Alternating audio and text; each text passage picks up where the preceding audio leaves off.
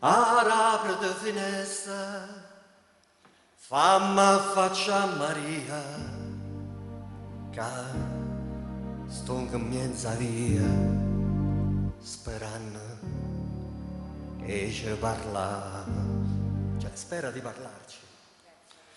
Non tengono pace e a notte fa giorno, sempre per stare attorno. Quasi mani la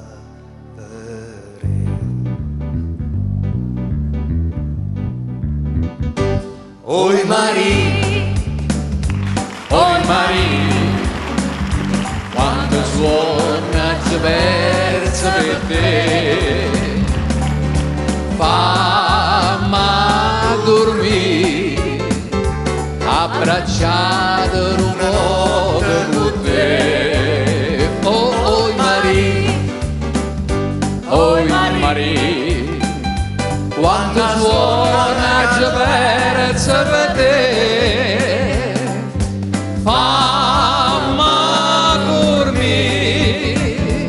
Oi Maria, Oi Maria, fammi dormire.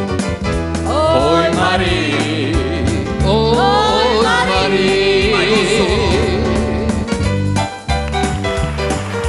Alessandro, Alessandro!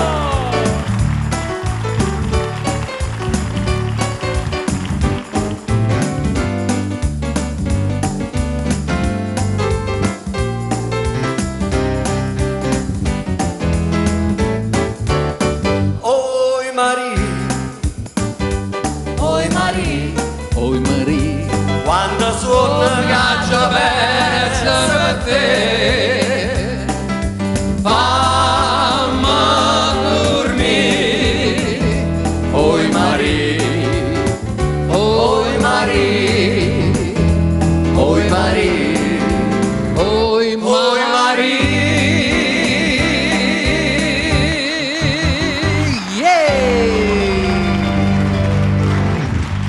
e la dedico particolarmente a Gianni Turco che l'avrebbe cantata con noi. insieme a noi, quindi sì, assolutamente. Però c'era un'altra canzone che io mi ricordo, che era molto famosa, Te la adesso ricordi? voglio vedere se interrogo qui in studio, possono rispondere anche i cameraman, tutti possono rispondere. C'era una canzone che aveva questo nome Maria nel titolo, che è diventata famosissima, cantata da un gruppo, Angelo Petruccetti, dai, la sai, qual è?